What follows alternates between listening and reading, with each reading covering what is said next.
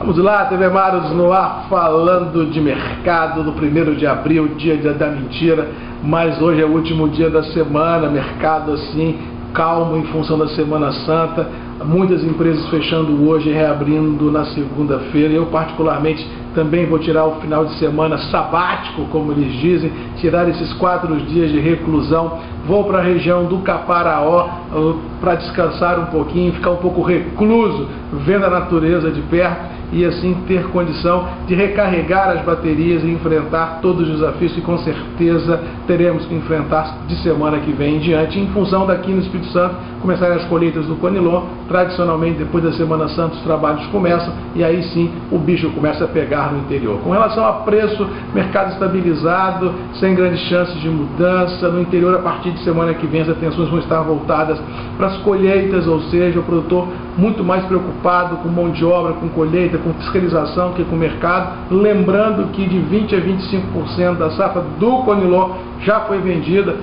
oscilando de 280 a 310, dependendo de negócios, e assim esse primeiro café que chegar no mercado, ele vai ser direcionado para atender as vendas já ocasionadas, ou seja, não terá motivos para a gente pensar ou imaginar em sobreamento de preços, ou seja, preços em baixa. Acho que não, acho que o mercado continuará a trabalhar dentro de um grande ponto de equilíbrio entre 290 e 300 reais para o Conilon. No caso do Arábica, temos ainda 60, 70 dias de entre safra. É possível que esse período seja marcado por grande ansiedade, por grande adrenalina, porque os negócios do Arábica estão muito restritos, não tem muito café Arábica no interior sobrando à venda.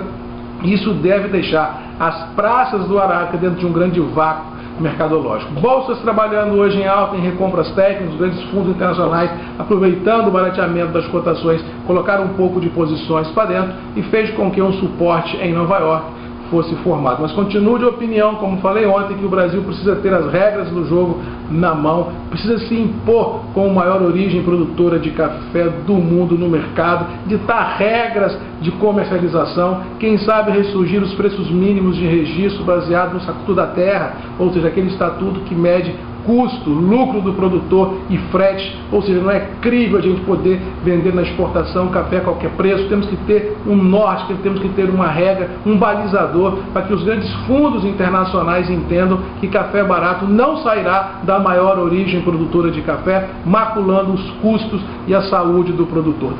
Temos que ter um norte, sim, ou seja, fica aqui o meu recado, o meu apelo, para que as autoridades pensem em uma regra do jogo nova que imponha uma certa restrição em venda de café barato. Temos que pelo menos cobrir o custo de produção, ou seja, um reajuste nos preços mínimos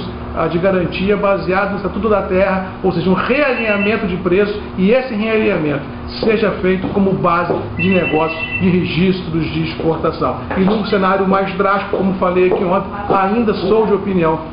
de que se o mundo entender que existe café sobrando, o Brasil deveria adotar uma postura drástica, fechar os registros de exportação, estrangular os estoques internacionais para baixo, liberar os produtores de qualquer tipo de pagamento bancário enquanto perdurar o fechamento de registro. E depois que abrir o registro, quando os estoques internacionais forem totalmente sangrados, aí a gente abre o registro a conta-gotas, mensurando o café que vai entrar no mercado num volume tal que não permita um sobreamento de preços. Também faria com que nenhuma entidade pública financiasse novos plantios de café até que o mercado encontrasse um norte, uma sustentação. Se o mundo quer brincar com o Brasil, se o mundo quer brincar de gato e rato, nós não seremos o rato, seremos o gato dessa história. Ou seja, o Brasil tem que se impor como maior origem produtora de café do mundo para que os operadores internacionais voltem a ter o respeito que teriam que ter do Brasil como grande nação, como grande produtora de alimentos do mundo. No mais,